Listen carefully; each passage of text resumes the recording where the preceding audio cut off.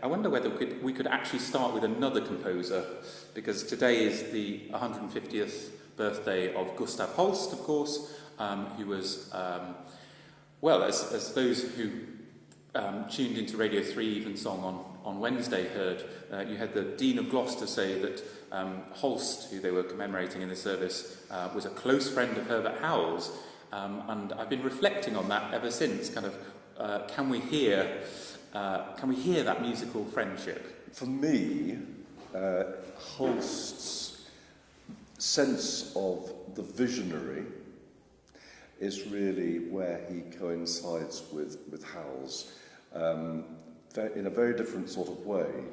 But I've been thinking of particular pieces, for instance, pieces like The Evening Watch and Sing Me the Men, two remarkable pieces of Holst, which are settings of Henry Vaughan and Digby Macbeth Dolben, who was an extraordinary poet who died at the age of 19, so he was very, very young.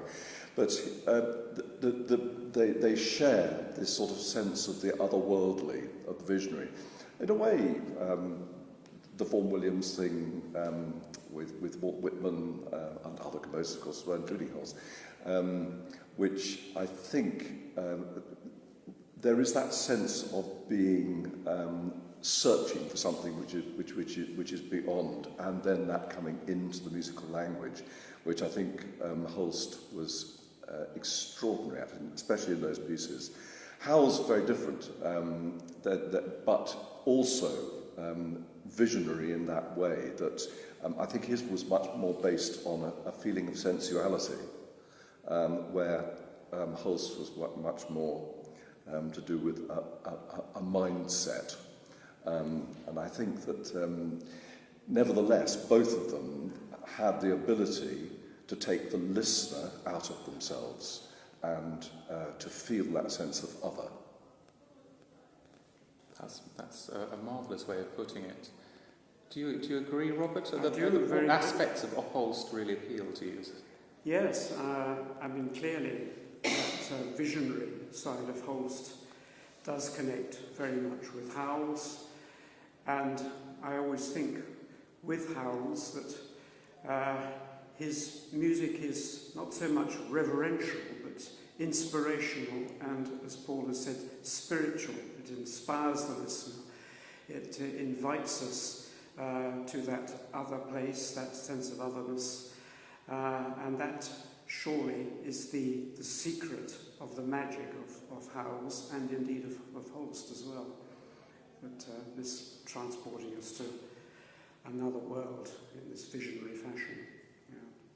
It's interesting. I was thinking if I had to pin it down to one thing in particular, I personally think that Howells gets a lot of Wagner through Holst, and I think this is sort of, I suppose at that point, I should explain, I was reading Imogen Holst on her father the other day, and she spends a lot of the early chapters talking about how terrible his early music is, and she's very, very critical, and she talks a lot about the problems of Wagner mania, like it was a kind of disease that Holst had to overcome. But I think one of the things that Howells gets from Wagner via Holst, for me, is a lot of that visionary stuff. I can't help think here about the opening of the Westminster service, where you get this kind of very mysterious and dark alternating between D minor and F sharp minor, and for me that immediately makes me think of certain bits in The Ring that have those minor third kind of alterations of harmonically, and we don't talk about Wagner and Howells very often, but the first song cycle that he writes, the the 5 Irish songs have so many Tristan chords in the accompaniment. It's extraordinary. And I know that Gurney was obsessed with Wagner at the same time, because I was looking at a violin sonata in manuscript in the Gloucester Archive a few years ago, and he starts with a single line, and then suddenly we get the Tristan chord, and then we have a little bit more kind of nebulous tonal activity going on. Not forgetting how much of this came through Elgar. Absolutely, yes. Yeah.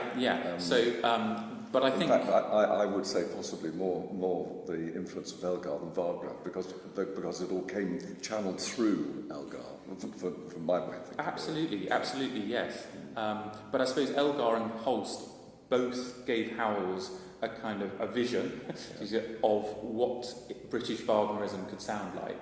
And that sort of... There's moments in the Planets when you think, sounds so much like Holst, and you think, well, actually, it's very Wagnerian, but it was his this kind of tempered Wagner language that I think. But I think Howells moved very quickly on from that, and was far more influenced by the French than Wagner latterly. I mean, we all start somewhere.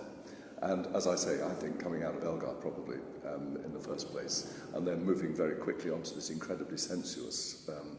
It's the world of French music which has comes through more strongly. I mean, in the early works of Howells, you hear a number of influences. Certainly, there is a little bit of Wagner there, but certainly Elgar, Brahms too, I would suggest. But also the Russians, of course, Rachmaninoff. You get so much Rachmaninoff in the first piano concerto. And possibly Rachmaninoff filtered through Stanford in a curious way, even though Stanford was more coming from a Brahmsian background.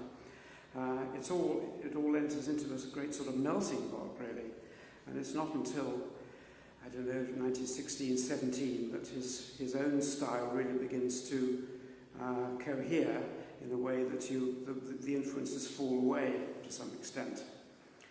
And at that point, I feel the French influence becomes particularly strong. And then if you move on a little bit and think about the quartet in Gloucestershire, I think that clearly it's Ravel is there in the background. And of course in the piano quartet, which predates the Ravel piano trio. Yes. But you could almost think it's the other way around. There's something about the strangeness of the world that is in common as well at that point, and that's what I hear much more than I hear Wagner. Yeah, interesting. Coming back to the influences you were talking about there, can you remember having discussions about stylistic influences in your own lessons with Howells? Not really, no. He didn't really. He alluded to other music, and certainly the Russians were, in general, important to him. It's something that he talked about quite often, and obviously the fact that he had heard the Ballet Russe live, that he'd come across Stravinsky at first hand, and so on, and Russian culture more broadly. I remember one of the things that he said to me was, I'm not going to imitate his voice. Shame. I know that I'm supposed to be good at doing that, but I'm not going to in this forum expose myself to that. But he said that I wonder if the Russians will ever come back into the European fold. And of course he was talking about a time against the background of the Cold War at that time. I'm talking about the early 70s here. And what he would say now, I dread to think. But he was very preoccupied, Howells, with the state of the world. And I think that must have been something that preoccupied him throughout his life, certainly from the time of the Great War onwards. A sense of continuous trouble and concern with the folly of mankind. Hence the Chichester service. Yeah. Particularly. Yes. And you sort of feel that the agonies that come out in so much of Howells, and particularly in something like the Stabat Mater, I mean, the sort of where you can actually hear the crowd crying and weeping, and the grief is so on the surface. But it sort of ties in, I think, with this whole life experience. We talk a lot, understandably, about the devastating loss of Michael. But I think that when you consider the friends that he lost in the Great War, the Great War itself and this mass slaughter of so many of his contemporaries, Gurney's, the destruction of Gurney's mind as a result of shell shock and the way that affected him afterwards. And I think also, if I can just break in on that, because I think the sense of guilt as well of not being able to fight in that war. Yes. When so many young people were being slaughtered, and because of his Graves' disease, he wasn't allowed to. He wasn't able to fight. And I think the sense of being shielded, if you like, from all the worst of the atrocities going on, or any of the atrocities going on, also fed into all this really, as well. Yes. And the fact that he could also have this wonderful, comfortable thing of going and helping Richard Terry edit Tudor church music during that time. I mean, it's a very charmed life, actually, in some ways for him. I want certain lucky accidents happen at certain times. Yes. Yeah, I think we've got that perspective now, and that's certainly the perspective that came across in your biography. I mean, we're now, I think we were trying to work out earlier, wasn't it? We're 25 or 26 years on from when you published your biography, and I think Howells' legacy has changed somewhat. So what does Howells mean to you now, and how is that different from 25 years ago? That's a very interesting question, Jonathan. When I was writing that, when I was asked to write it, it was very much a crusade. In fact, all of my early life was a crusade for Howells. I remember when I was at school being passionate about Howells, and everybody said, it's an adolescent thing, you'll grow out of it. And of course I didn't, I grew into it, but I did discover, of course, that not every note that he wrote was a genius. It was that of a genius. It was very wayward and varied output. But, so a lot of what I was writing, and indeed, straight away, like Robert, was trying to get the message across that here was a composer who needed to be taken seriously. And also, and I was terribly keen that people understood that he was not just someone who wrote choral music. And I think this is somewhere where we've now, look at your work with the cello concerto, that we are now able to see that Howells wrote wonderful chamber music, wrote wonderful orchestral music, wonderful songs and so on. And another aspect of what I did then, sorry, I don't want to sound my own trumpet too much here, but when I was a Radio 3 producer a long time ago, we did a Composer of the Week for the first time on Howells. And I was determined that most of that would be the orchestral music, which had never really been heard before. I mean, one or two things, concerto for orchestra, which Bolt had recorded and so on. There were a few things coming up.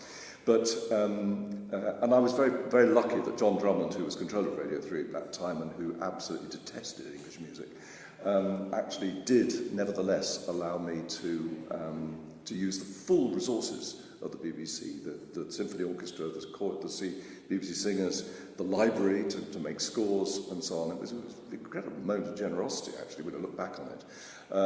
And we then produced all these lovely pieces. I mean, I remember the discovery of the three pieces for violin orchestra, which how are these pieces not known? How are they not being played every day on Radio 3? I mean, they're beautiful, beautiful pieces. I think the second one literally is played every day on Classic FM. Well, maybe it is. But something like the elegy, the viola elegy as well. It should be a really popular work known by huge numbers of people. It's extraordinary. Yes. So, in terms of what you're asking, I think fortunately we have moved forward a long way. And it is, it's wonderful for me and for Robert and people of our generation to see, the young people now, with you perhaps at the head of it, look, really taking all this thing forward and putting it into a new age with the new technology and these things, which us olders are not so good at. So I wonder, this is all... I agree with all of this. I wonder whether I can ask Robert to zoom in and think about what are the key elements of this legacy kind of for you personally. Because I remember having a conversation, for example, when you were writing a violin concerto. Yes. And that has a very specific relationship with Howells, so yes. Perhaps you could tell us a bit about that. Well, that was... yes, that piece is intended as a tribute to him and my gratitude for his teaching, I suppose. But it's not a work which is, in any sense, a set of variations on the theme of Howells or anything of that kind. I've taken certain gestures, certain musical gestures, certain characteristic harmonies, certain characteristic turns of phrase, and then they've been put into a melting pot and become something quite different, probably. But I think his, as far as his legacy is concerned, it's, to me personally, obviously it's the legacy of a great teacher, a great example, I think. But more generally, his legacy, I think, falls into different categories. And I've tried to consider this question, knowing that we'll be coming here today to talk about this, and thinking that, obviously his legacy to church music is huge and undisputed, and what most people recognise. But I think there are other areas in which his legacy can be felt and is felt by individuals. For example, his handling of form, his way of reinventing form and taking us through very often a whole series of frequently quite strongly contrasting moods, and weaving these into a continuous and coherent movement. And the very complexity of some of his movements is one of the things which sometimes makes his music difficult to grasp on first hearing until one becomes more familiar with it. And I think that whole approach to music as a series, or form rather, as an unfolding series of emotional phases. It's like a journey that you take through the piece very often. And I think that's interesting, and I think that's one of the modernist aspects of his style. We don't think of Howells primarily as a modernist, but I think that's one way in which he is really quite modern in his thinking. And another is his handling of harmony, and we've alluded to various influences in his harmony, but although he uses conventional harmonic devices, conventional chords, if you like, unembellished triads and things of that sort, but the way in which he juxtaposes them is often extremely individual. It's one of the things that makes his music so very recognisable when you hear it, and you can, once you've passed out of that earlier period of influences and he's really speaking with his own voice, you hear a piece of music and you know at once that is Howells.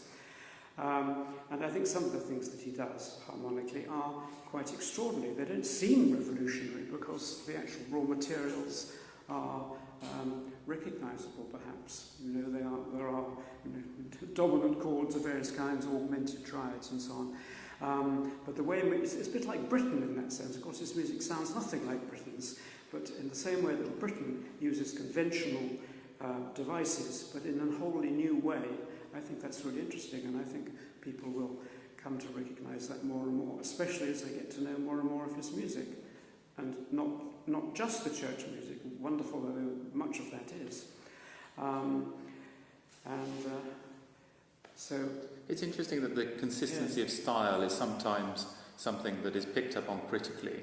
So I know people say, well, why do I need to do some of the later Mag and Nuncs? Because actually you can get your fix of Howells from the St Paul's service. So it's all very characteristic. And I probably think about it in this room because I'm looking at 15 pictures of Westminster Abbey, all by the same artist. They're all very beautiful, but they're all very, very similar. It helps they're all in gold frames. It's a bit like looking at all of those haystacks by Monet and saying, well, I wish he'd moved on from the haystacks. I mean, for me, I don't have a problem with the fact that he set the Magnificat 20 plus times. And that's the sort of thing that was clearly something intellectually he was fascinated by, coming back to the same problem, as it were, or I kind of think of Howells as rather like an actor, thinking, how many different ways would I declare this? It's partly this, but I think also you mustn't underestimate the dual influences of people and places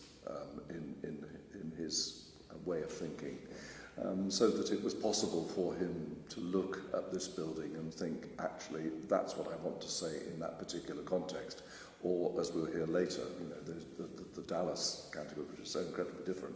And so on. I think it's also, for me personally, it's fascinating that he basically did not believe, and in fact he said to Ursula, once that, there is nothing. I mean, he went through this incredible phase after Michael died of going to church literally every single day, but that was an emotional response to a tragic event.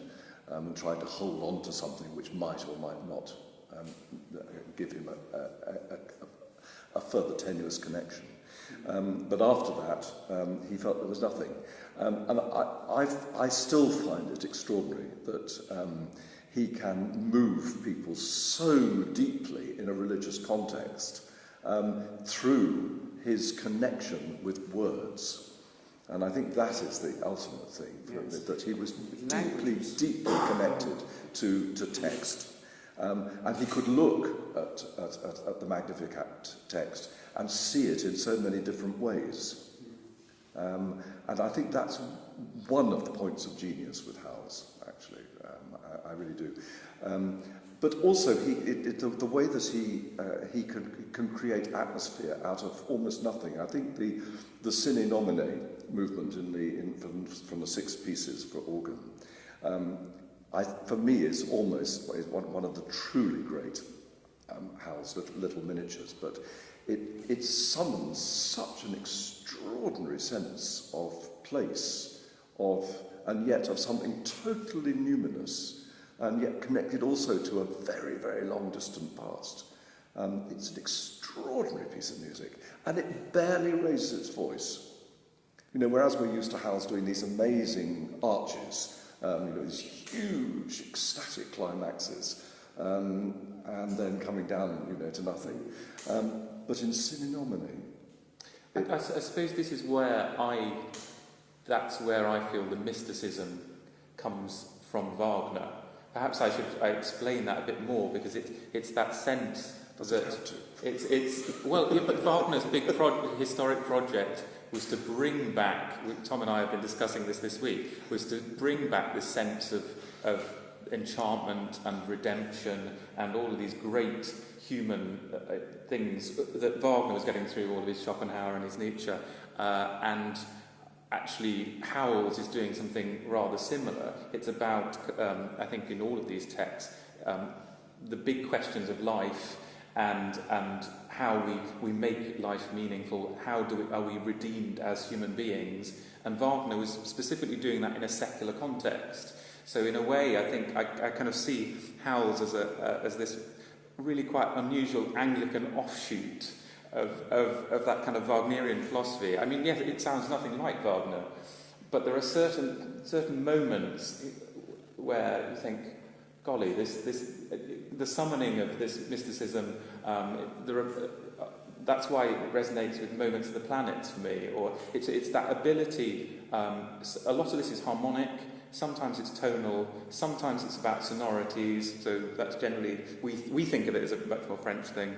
But that ability in a couple of chords or a couple of intervals or a certain scoring to suddenly have this sense of of something beyond ourselves. And I suppose that's what I meant at the beginning of the kind of Wagnerian, because I think that's the source of all of this for an awful lot of English composers. So that's probably what I meant. Okay. Well, I shall have to go away and think about it. Yeah. I wonder whether we could. One of the things that came up in the other podcasts quite a lot was labelling, and particularly this idea of Howells as a choral composer or a church composer. And one of the things I provocatively asked each composer was kind of, are you a church composer? Do you have a problem with that label? Or are you embracing that as you're within your kind of self-definition of yourself? So I wonder whether, what your response to those different reactions was. Well, for myself, I'm a very, very, very tiny composer compared with Robert, but certainly almost everything I do is choral. So I have no problem with labelling at all. I'm quite happy to be labelled, actually, at all. So it's fine. For Howells, I've already said that I would not want him, I do not want him. Maybe this is where my chairmanship is going to come up. I do not want him to be labelled as a choral or a church composer, because he is so much more than that. So much more. Part of the trouble, of course, is that it's very much easier and cheaper to secure a choral performance than it is an orchestral one or an instrumental one of some other sort. And money plays an awfully big part in these things. Yes, what a long time it took to get Hymnus Paradisi, that first record. I remember the record coming out and the anticipation of that. And then what has followed since took a long time to appear, an even longer time again. I remember Michael Fleming. Do you know the name Michael Fleming? Who was a wonderful organist at All Saints Margaret Street, and then he was on the staff at the Royal School of Church Music, which is where I lived at Addington Palace during my time at the Royal College of Music.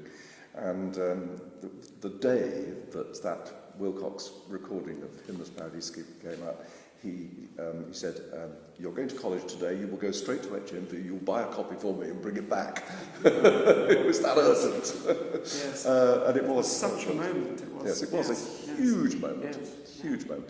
And as I was saying at lunch, we never thought to see the Stabat Mater or particularly Sapronensis come out. So it was extraordinary when Rostrovensky, Shandov's got those two discs out. But of course, very much superseded by David's marvellous recording of that work. Yeah, I mean, this is an ongoing thing, isn't it, with Howells' legacy, in the sense that he's really benefited from recording culture, hasn't he? I mean, the number of people who point to that Argo LP of David Wilcox from King's Cambridge. But I think that's the case with pretty well all of these English composers. They're not box office, sadly, mostly anyway. And so his recordings is what we live through, really. Yes, but it's also possible now to be a choral composer, I think, because you can have a profile that exists almost purely through Spotify, or there are a lot of composers who have done very well. I mean, think of the four that I interviewed. Gabriel Jackson's music, I can remember particularly the recordings from St Mary's, Edinburgh, coming out early on, and they were absolutely everywhere. And I think it's possible to be a choral composer today, and people don't kind of bat an eyelid in a sense, and you can carve out a niche career in a way that I don't think you could in the past. That actually streaming has allowed people to be much more successful in these niche areas. We've got a kind of this is the joy of the postmodern society, is that we can have all of these different things. It's interesting that for some people, the church composer or choral composer was highly triggering. And Philip Cook makes the specific point that we are still in a society where within classical music there's still a lot more prestige in the orchestral and the chamber music, and kind of a lot of people would see choral music as a sort of sideshow of this. The fact that we've talked about. I think a lot of that is because so much of choral music is based on amateur singers. As opposed to professionals, and so whereas with orchestral and chamber music, it's more likely to be professional, and so the other can be looked down on that way. Yes, but if you took your CDs from Birmingham, you were able to produce CDs. Yes, but that, I think again that's slightly different because those are professionals in the making. That is they're being trained to be professional singers, so that's different, really. I think from the sort of choral society. Yeah. You know what I mean? Yeah. What about you, Robert? What's your perspective on this? Because you've got a very diverse portfolio of works as a composer. You've had this career within a music college where kind of church music isn't something that we encounter on the day-to-day usually. Yes. Well, I'm not primarily a church musician. I'm not an organist. One of the points of contact, I suppose, with Howells was that I was a singer. I'm a singer in choirs, and came upon his music in that context. But as a composer, my own work has been more focused towards instrumental writing, even orchestral writing, which is a very impractical direction for me to have taken, because there's nothing more difficult to get put on than an orchestral work. But that is what has fascinated me. But I still found Howells a very good teacher for me, even though I wasn't going to study with him, because I wanted to be a composer of choral music in his wake, as it were, or under his tutelage. But I found him very, very good guide in those things as well, because one of the things that was so strong with Howells was his enormous musical integrity, really, and the fact that he was so musical in his thinking that it made him a very great and wise guide at a time when, as a young composer, you were very green and making a lot of mistakes and doing a lot of stupid things. And he always took your work seriously, never belittled you, always guided you in the most subtle way in a better direction. And the thing that I wanted, I think, from him more than anything as a teacher was a solid foundation of technique in traditional compositional techniques. When I went to the college, to the RCM, I was inclined to be very experimental, and one of my great composer heroes was Bartók, still is. I'd just been studying Weber's 5 pieces. I'd just been introduced to Messiaen. So on the surface, I was coming into a different context, but coming to Howells and hearing him talking about Holst and hearing him talking about Vaughan Williams, I thought, well, I love these composers too, because these have been composers who earlier fascinated me. And I saw there were so many points of contact, and I thought, well, I can get a solid and traditional foundation. It's no use being experimental in sort of wild, uncharted territory. You need to have a solid foundation as a composer on which to build your technique, because you may have lots of ideas or not. I don't want to judge, but at the same time, without a technique that can do anything with them, it's no use to you. And I felt that he helped me in that direction hugely, and then later on, if I wanted to move in more experimental directions, I could do so. I think that's quite interesting in terms of Stanford's teaching, isn't it, too, that Stanford always felt that he was a failure as a teacher because nobody composed and none of his students wrote in his style, and that, of course, was his greatest strength. When you consider the number of different styles that everybody developed, and he basically had all the important composers of the next generation go through his room. You know, the extent to which they all developed very distinct styles. When Howells himself said that he'd taken something, I think it might even have been the piano quartet, which Stanford. No, he did like that. There was something else a bit later, I can't remember the piece it was, and Stanford didn't like it, and he said, I would rather have pleased him. But obviously, you know, there was that feeling that I've moved on now. Yes. Howells never tried to make you write in his manner, at all, at any level. And anything that you put in front of him, he would assess on its own terms and not... I think it's interesting that a lot of people draw a line with in 1925 with the second piano concerto, and obviously the hoo-ha of the guy standing up at the end and saying, thank God that was over. But actually, it's also, and it's a point to where Howells goes off in quite a different direction, I would agree, but it's also the point at which Stanford had just died. And I do wonder whether actually that was sort of a catalyst for... It was now safe because Stanford wasn't going to see any more of his music, and in a way it kind of opened the floodgates to experiment. Like a parent dying in a way, isn't it? Absolutely, yes. Yeah. Exactly. And I wondered, I mean, did you feel... Clearly, you didn't feel that because you didn't feel that Howells was holding you back. But I remember, Paul, you talking about kind of taking Howells-like pieces to him, and the animosity towards this sometimes that you were trying to... Yes, I'm afraid I was unashamedly just taking him the pastiche Howells quite a bit. That's interesting, you see, yes, because I never did anything like that. No. So perhaps that's why I didn't get... But he would never ever make the point. I mean, he would always just look at it and judge it on the merits or otherwise of what was there on the page before him.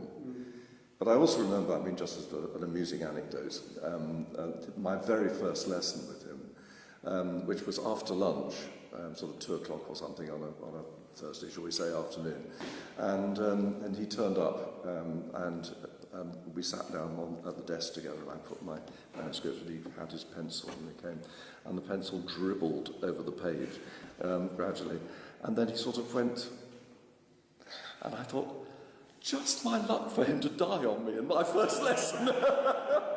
But actually, he, of course, I think he'd had quite a nice lunch, and he just simply fell asleep, which showed how interesting my work was too. It's all right, Paul. He did drop off to sleep quite often. Yes, I do. Very, very briefly, it was one of those little moments where you just sort of fall asleep for a moment, because he was very elderly by that stage. Yes, exactly. When we were studying with him. But I do remember also one other thing where I took a song that I'd written to a text called it was called the Cecilia Pavan, and he looked at it, and you will perfectly well understand his reaction to this, which I didn't at the time.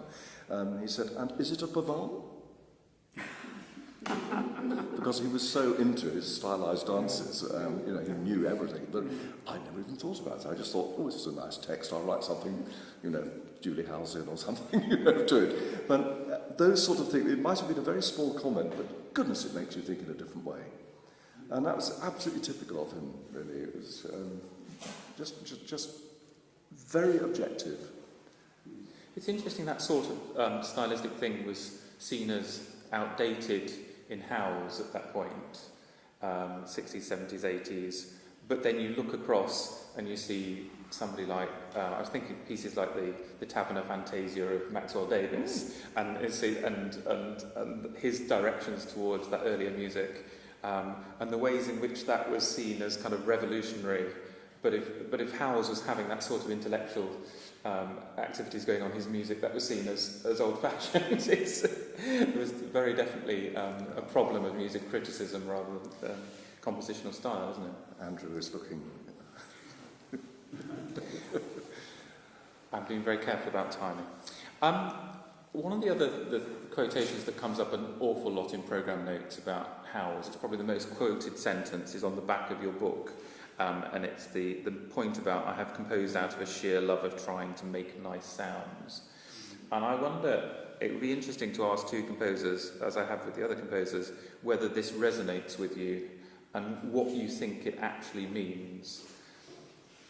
Well, for me, it is certainly the sensuous beauty of so much of his music, which will resonate with people on all sorts of different levels.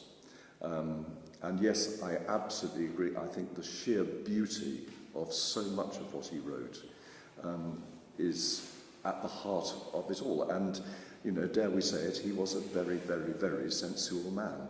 And this was his way of expressing himself. You know, whatever he was writing about and so on, that is really the essence of where it came from. Okay. His music is very passionate, and he's always he's navigating this narrow ridge between pain and ecstasy so often. Yes, he makes very beautiful sounds, as you say, Paul, absolutely, very frequently in his work, but he also makes sounds of intense agony when on that narrow ridge. The pain wins over the ecstasy almost, or It's interesting. That's. I mean, we obviously Tom is studying the Stabat Mater, so we're discussing this a lot. And the text there is this constant paradox of this intense love for Mary and expressing the writer expressing the passion, and it's a love poem in certain verses, and then there is the business of sharing the pain and the agony, and this is all Wagnerian redemption for me. I'm sorry, but I wonder whether this is the problem where a sound bite about nice sounds is highly misleading sometimes. It's oversimplification. Yeah. I mean, you know, guard him well after the first two paragraphs of Take Him Out for Cherishing. I mean, that is, those sounds are, as individual chords, quite beautiful, but at the same time they are agonising. Yes, very much so. And then, you know, guard him well, and then it sinks onto that D minor plus an added sixth, or it's a B diminished order, we want to call that chord. It's sort of, it's just such a moment. Or the first outcry of the chorus in the Stabat Mater. I mean, it is a piercing. You are practically pierced in the side by that. If I could just also quickly say that from my perspective as well, that I think Howells, when he is trying to write happy music, is really no good. When he puts on his bell-bottom trousers, it doesn't quite work. When he puts on his sort of... Well, it's what I describe as wearing a false smile, really. It's not his nature. And it's sometimes the problem with entire discs of Howells sometimes, because you have this intensity over 70 minutes that is quite hard to take. Yeah. I wonder whether we can finish with just thinking about Nico Mully's point, because he talks about the kind of soft diplomacy that's needed to get this music out.